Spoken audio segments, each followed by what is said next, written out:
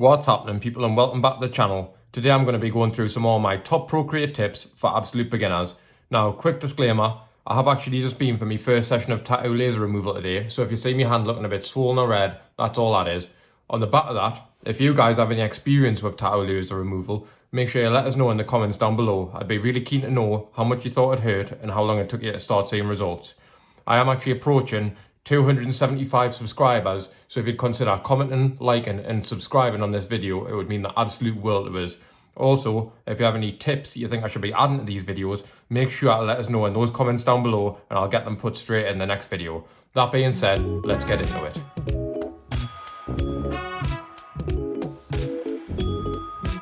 Okay, so tip number 1 is all to do with this selection tool. Have you ever noticed when you select freehand and you start drawing around something to select it, you're left with this little grey dot at the start? I've always wondered what that's for, but actually once you've selected whatever you're outlining, if you click on that dot, you can start outlining something else and it'll actually select it within the same selection. So you'll see what I mean in a second. I'll click that grey dot again and I'll maybe select this part. Now, once I've selected all them, if I click the arrow, you'll see that all of those have now came into one selection. That's something I actually didn't know you could do, but it could be really handy if you're if you're creating a design where you need to select multiple things at once. It allows you to do them all without having to select it, move it, select it, move it, select it, move it. So I just thought that was quite a good tip. Tip number 2. So if we'll go ahead and start a new canvas, I'll just choose screen size for this. Did you know that the pencil actually reacts to how you hold it? So let us show you an example. If I choose, say, I'm going to go down to sketching, I can choose a 6B pencil. And this actually reacts like an actual pencil would. This is something I didn't realize at first. So normally if you hold your pencil upright, it'll draw you a straight line.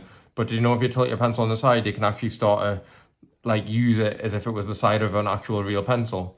I thought that was something that was pretty cool. So it actually allows you, depending on the pressure you put on, to shade just with one pencil. So you could obviously have your lighter shades, and then you could do it again with darker shades. It's pretty cool. Okay, so tip number 3 is all to do with the color palette. Did you know that Procreate can actually help you pick the colors that you want to choose for your piece of art that you're working on? So if you come up the color palette, come down to harmony, and you'll notice there's 2 circles. That'll actually, when you're choosing the color that you want, the opposing circle will choose a complementary color. So if I was to pick this green, it thinks that this would be the complementary color to go with it. And if you see up here where it says complementary, you can actually change that. So if you didn't want complementary colors, you wanted, say, split complementary, that will give you 2 different options. So if I was working with blue, I might want to choose this green or this red for the other side of my design. Depending on what you're working on, it can be a very helpful feature. And you can also change it to these other settings as well.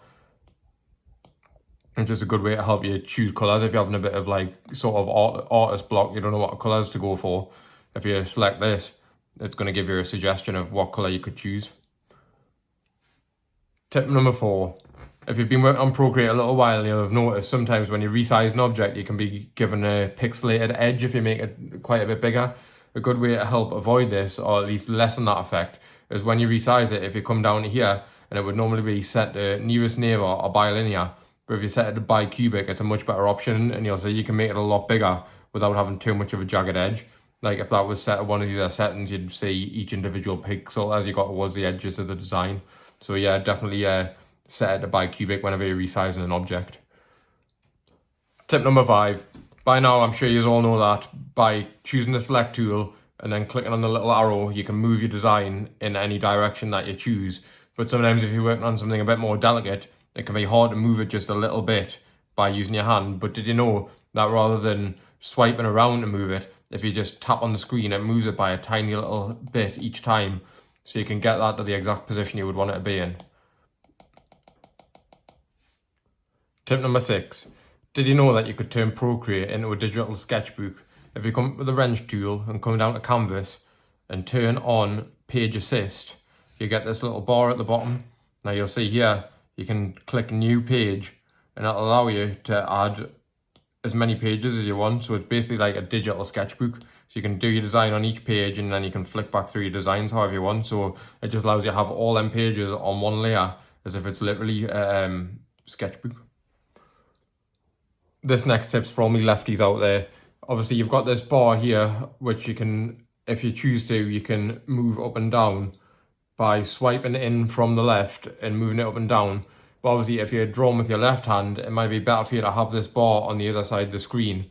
So all you have to do is come to the wrench tool, click preferences, and then click right hand interface, and it'll move that bar over to the other side. So then if you're working with your left hand, it's easier to change your brush size and change the opacity and stuff like that with your left hand, rather than having to come over here and do it. Tip number 8. Have you ever noticed that when you're doing a design, if you're zooming in to do lines, and then you're zooming in to do a more detailed line, and then zooming in again to do a more detailed line, Procreate will actually change the size of your brush. So when you zoom out, all your brush strokes are a different size. Now that might be fine in some circumstances, but say if you're outlining a tattoo design or something like that, and you're zooming right in to do the smaller lines, and then you're zooming back out, all your lines are going to be different sizes, which isn't ideal, and you can actually turn that off. So if you come up to the wrench tool, come along to preferences, and turn on dynamic brush scaling, now you'll see if I do the same little exercise again, I do a line, zoom in, do a line, zoom in, do a line, zoom in, and do a line. Now when I zoom back out, all my lines are the exact same size, which is obviously a lot better for certain things that you might be doing.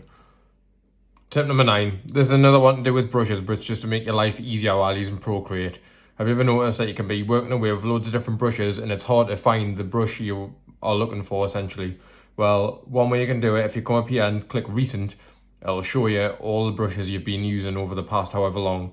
Also, if there's a brush you know you like using, you're going to be using it all the time, if you swipe to the left, you can click pin, and that'll allow you to always have that brush in your recent, so you're always going to know exactly where it is. Also, again, if you slide to the left, you can click on find, and that'll take you to the place where that brush actually came from, so you can look at all the other brushes in that category. So that's just one way to help you find the brushes that you want to use within your artwork. Tip number 10. This is the final tip for this video, and it's just another housekeeping one. Did you know that when you go to your gallery, if you choose to, you can actually stack your artwork on top of each other? So if you have multiple different canvases open that you're using for the same project, if you come up to the if you come up to the select tool, you can select any particular art you want. Let's just choose the top 4, and then I can choose this button at the top, which is stack, and that'll stack them all into one pile. So then when I click on them, they'll all be in the same area. So this would obviously be massively helpful if you've got multiple projects on the go.